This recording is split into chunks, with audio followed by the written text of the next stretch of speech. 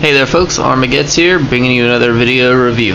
And today we're going to be taking a look at the new Hobbit, An Unexpected Journey, 3 3/4 inch Bolg figure, brought to us from the Bridge Direct, who one more time, I'll go ahead and say have done an outstanding job with these figures.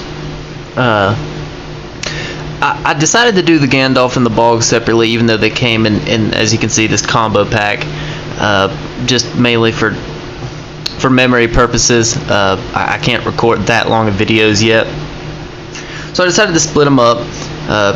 So today we're going to go ahead and finish up the review with Bolg, who after watching the movie I discovered, at least to my knowledge, he wasn't in there. I could not see him unless he was hidden in there somewhere, not mentioned by name. But two very good pictures of Gandalf and Bolg, and let me scoot this up a little bit. Great picture. He is very menacing looking. I love the way his detail is. Let's go and take a look at the read up here. The spawn of Azog the Defiler, Bolg, like his sire, is a giant pale orc, keeper of the dungeons of Dol Guldur. I don't know how to pronounce that. Bolg takes pleasure in torture. His armor is embellished with the bones and blood of his victims. Powerfully built, this orc is afraid of nothing and no one. That is, until he comes up against a surprising foe. Clearly they're meaning Gandalf here. But like I said, I couldn't see him in the movie. Now Azog the Defiler, spoiler alert, is in the movie. He's also a pale orc, like this guy is, and he looks awesome in the movie. The story of Azog is very cool. There's a front. We got a nice picture of Ian here, and what I assume this guy may look like in the next movie. I'm not sure. Again, you'll notice that one of the swords is here, still in the box. I kept that there because, well, I'll get into why I kept it here in the box here in a second. But let's go ahead and get this thing set up. Let's go ahead and take a look at the figure. Just like many of the figures before it, I really enjoy this Bolg figure. He is to my knowledge, besides the Goblin King, the biggest of the 3 3/4 inch line figures. He's taller than even Gandalf, so he's got some size on him. And I mean, right off the bat, I mean, you can tell he's a pale orc. I love this white skin that he's got. All of this armor detail. You see, as I read in the bio, he uses the bones of his victims for armor, and that's just brutal sounding. I mean, you can just imagine. I mean, you can see he's got a nice spinal, I guess you would call this like a spinal cord running back here on his back. All of this armor here on him, it just looks outstanding.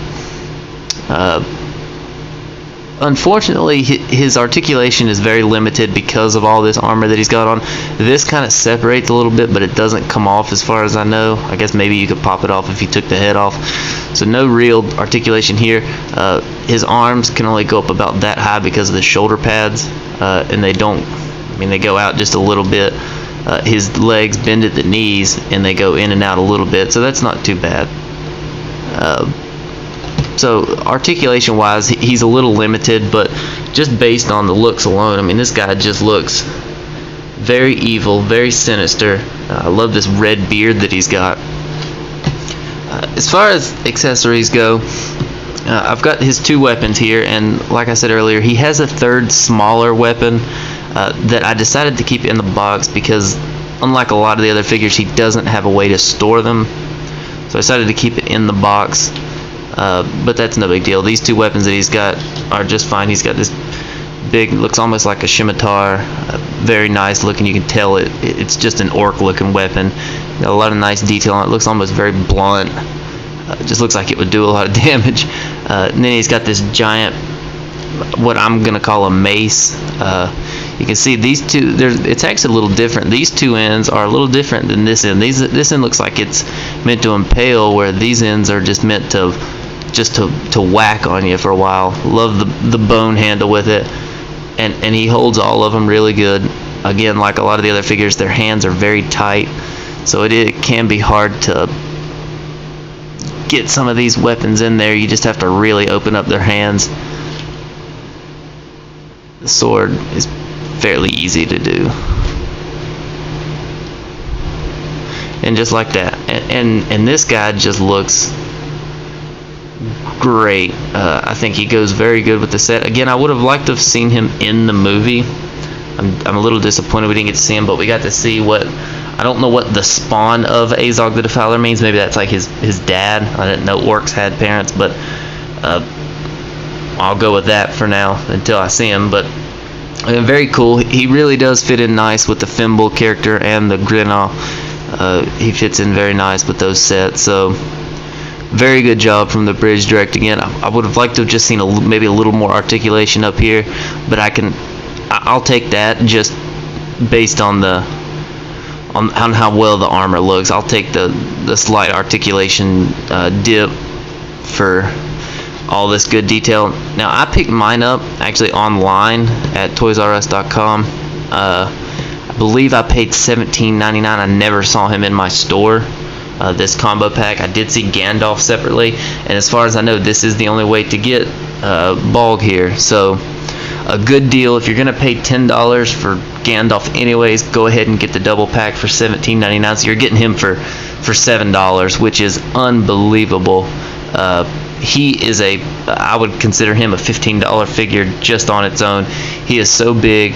I think he could almost fit with the 6-inch line. I mean, he is probably close to 5 inches, although it wouldn't scale very good, so just disregard that. Just overall, Bridge Direct did another fantastic job with these figures. Very excited. The 6-inch line I'll be reviewing pretty soon. I'm waiting for the last one to get here in the mail, and we'll start taking a look at some of those. So this has been Armageddon with another video review. The Hobbit, An Unexpected Journey, 3 3/4 inch Bolg in the combo pack that came with Gandalf. So thanks for watching.